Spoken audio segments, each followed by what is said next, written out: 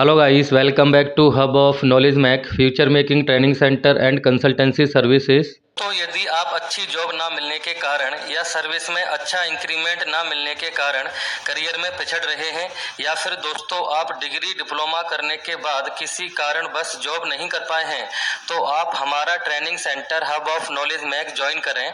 हमारे यहाँ से इंडस्ट्रियल डॉक्यूमेंटेशन का कोर्स करने के बाद आप अपने करियर में ग्रोथ कर सकते हैं और अपने करियर को रीस्टार्ट कर सकते हैं।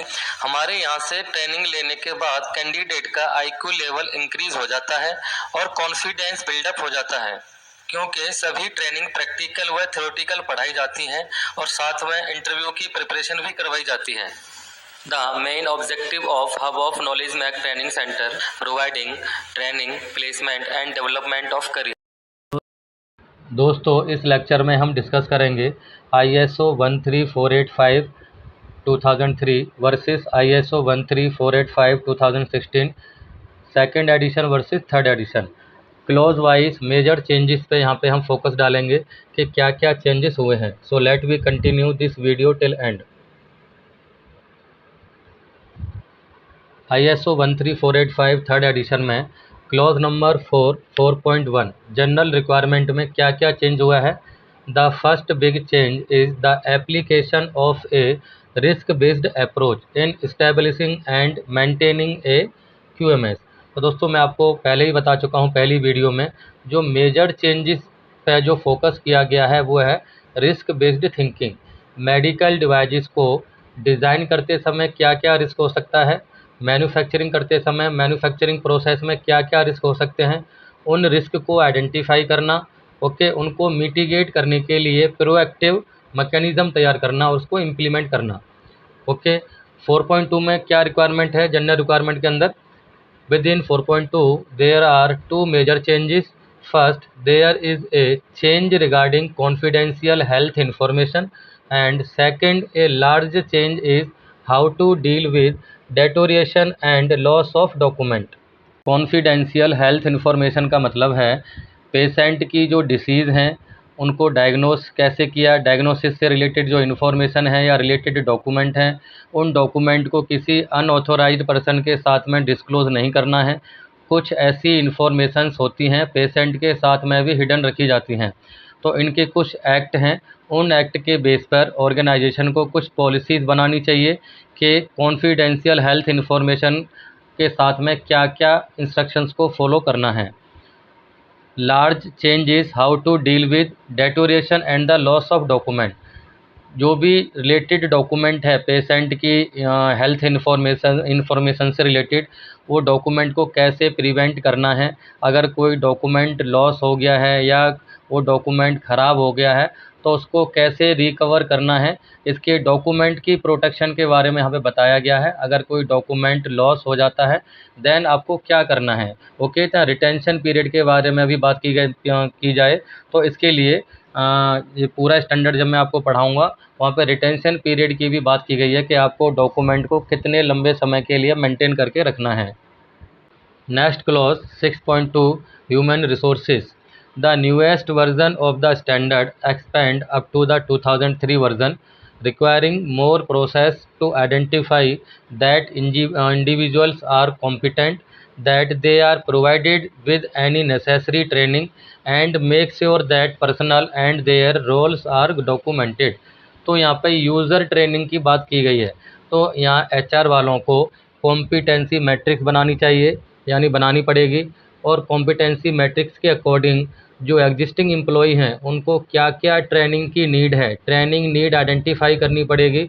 उसी के बेस पर एनुअल ट्रेनिंग प्लान बनाया जाएगा और HR पर्सन की रिस्पॉन्सिबिलिटी है एम्प्लॉयज़ को ट्रेनिंग प्रोवाइड कराया जाए मेडिकल डिवाइसेस से रिलेटेड, कि मेडिकल डिवाइसेस को कैसे यूज़ करना है, कैसे हैंडल करना है, वटेवर उससे रिलेटेड जो भी स्पेसिफिकेशन रिक्वायरमेंट है वो सभी स्पेसिफिकेशन से रिलेटेड एम्प्लॉयज़ को ट्रेनिंग प्रोवाइड करानी चाहिए। तो ये सभी एक्टिविटी जो है HR के अंडर में आती है। 7.2 customer related process. Several new terms in regard to communicating with regulatory authorities relating to product information, customer feedback and advisory notes. तो कस्टमर रिलेटेड प्रोसेस, आपको कस्टमर का जो डिलीवरी रिकॉर्ड आपके पास होना चाहिए, और कन्फर्मिटी रिकॉर्ड होना चाहिए कि प्रोडक्ट कैसा आपके कस्टमर के पास में क्या जा रहा है। इसको परसीव्ड क्वालिटी बोलते हैं कि कस्टमर को क्या परसीव हो रहा है आपका प्रोडक्ट की कंडीशन कैसी है। ओके, और कस्टमर का फीडबैक भी लेना चाहिए। कस्टमर सप्लायर को सप्लायर परफॉर्मेंस रेटिंग भेजता है, जिसमें सप्लायर की परफॉर्मेंस के बारे में पता चल जाता है। ओके, अगर कुछ प्रॉब्लम अगर आती है तो उसके लिए आपको कस्टमर के साथ में एक्शन प्लान शेयर करना है। ओके, कुछ एडवाइजरी नोट्स हैं, कुछ एडवाइजरी रिलेटेड कुछ आपको कम्युनिकेट करना है, कुछ गेन एंड टेक करना है कस्टमर के साथ में, तो आप उनके साथ में जॉइंट मीटिंग कर सकते हो। ओके, और उनकी एक दूसरे की रिक्वायरमेंट को समझ सकते हो। इन्हें हम इंटरेस्टेड पार्टीज़ के अकॉर्डिंग समझेंगे। इंटरेस्टेड पार्टीज़ का मतलब यही होता है कि आप जो कंपनीज एक दूसरे के साथ में एसोसिएटेड हैं उनकी नीड एंड एक्सपेक्टेशन को समझना। Next 7.3.8 design and development transfer. Another big change is that this new revision has specific requirement for the transfer of product and design। जैसे आपको मैंने लास्ट वीडियो में समझाया था, डिज़ाइन एंड डेवलपमेंट ट्रांसफ़र का मतलब यह है जब किसी भी मेडिकल डिवाइस को डिज़ाइन किया जाता है तो प्रैक्टिकल तरीके से उसे वैलिडेट भी किया जाता है कि हमने जो हमारा आउटपुट है इनपुट के अकॉर्डिंग प्रोड्यूस हो रहा है कि नहीं हो रहा, हमारी कस्टमर की रिक्वायरमेंट को मीट कर रहा है कि नहीं कर रहा। तो फाइनली उसको प्रोडक्शन में देने से पहले सप्लायर को पूरी तरीके से वैलिडेट कर लिया जाता है। उससे रिलेटेड जो आपके रिकॉर्ड हैं, जिसे हम डिज़ाइन हिस्ट्री फाइल बोलते हैं, वो कंप्लीट कर लेनी चाहिए। तब जाके वो सप्लायर को हैंडओवर देना चाहिए, यानी ट्रांसफ़र करना चाहिए, ताकि सप्लायर को कोई प्रॉब्लम ना हो उस मेडिकल डिवाइस को प्रोड्यूस करने में या फिर सेल करने में। 7.4 purchasing. Monitoring and re-evaluation supplier action to be taken when purchasing requirement are not met, notifying of any change in regard to purchased product, purchasing verification। तो यहाँ आपको सप्लायर सिलेक्शन का प्रोसीजर पहले बनाना पड़ेगा, सप्लायर को evaluate करना, फिर annually उसके QMS को री-इवेलुएट करना। ओके, सप्लायर की परफॉर्मेंस को मॉनिटरिंग करना, सप्लायर के यानी परचेजिंग प्रोडक्ट में क्या क्या रिस्क हो सकता है उनको कंसीडर करना। ओके, तो कुछ भी चेंजेस अगर है तो उसका भी रिकॉर्ड इसमें बोला गया है, जिसको हम बोलते हैं इंजीनियरिंग चेंज नोट। तो कुछ भी स्पेसिफिकेशन में चेंज हुआ है मेडिकल डिवाइसेस का, तो वो म्यूचुअल अंडरस्टैंडिंग होनी चाहिए कस्टमर एंड सप्लायर के बीच में, और पूरा फुल डॉक्यूमेंटेशन आपको मेंटेन करके रखना है। Next 7.4.8 identification.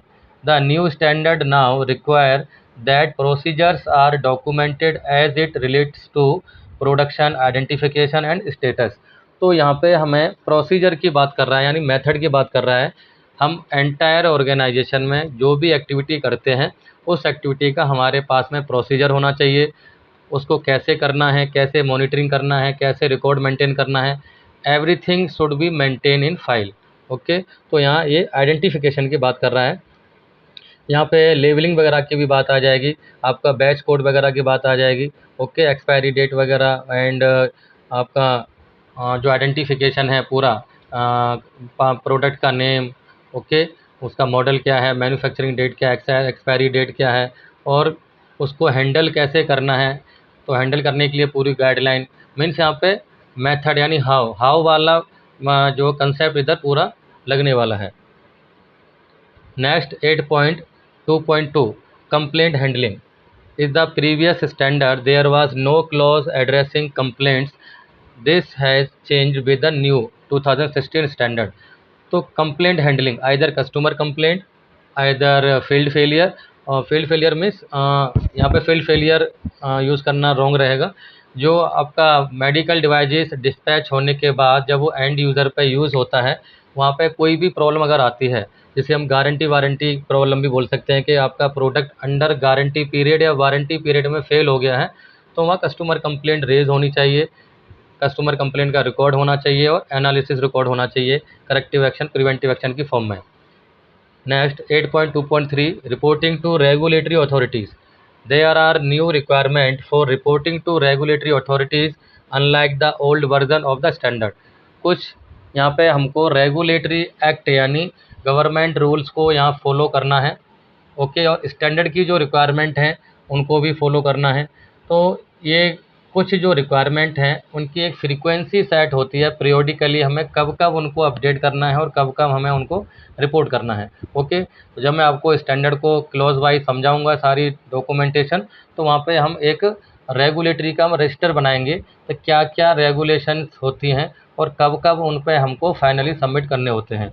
कुछ हाफ ईयरली होते हैं, कुछ ईयरली होते हैं, कुछ क्वार्टरली होते हैं। ओके, तो फिलहाल अभी हम मेजर चेंजेस के बारे में बात कर रहे हैं क्लॉज वाइज। तो ये मेजर चेंजेस हैं दोस्तों। आप हमारे यहाँ से कंप्लीट QMS ट्रेनिंग ले सकते हो इंटरनल ऑडिटर की, जिसमें आपको हम पूरा स्टैंडर्ड को तो समझाएंगे ही, क्लॉज वाइज क्या क्या रिक्वायरमेंट है और साथ में रिक्वायरमेंट के अकॉर्डिंग क्या क्या डॉक्यूमेंट बनेगा। Okay, procedure, formats, manual, policies, ये सारे डॉक्यूमेंट को हम आपको प्रैक्टिकली बताएंगे भी और आपको प्रैक्टिकली प्रोवाइड भी करेंगे, ताकि आप उन डॉक्यूमेंट को कहीं पर भी ईजिली इम्प्लीमेंट कर सको और हमारे यहाँ से ट्रेनिंग लेने के बाद आपका जो स्कोप है वो थोड़ा एक्सपेंड हो जाएगा, आपके पास न्यू जॉब की अपॉर्चुनिटीज़ बढ़ जाएंगी।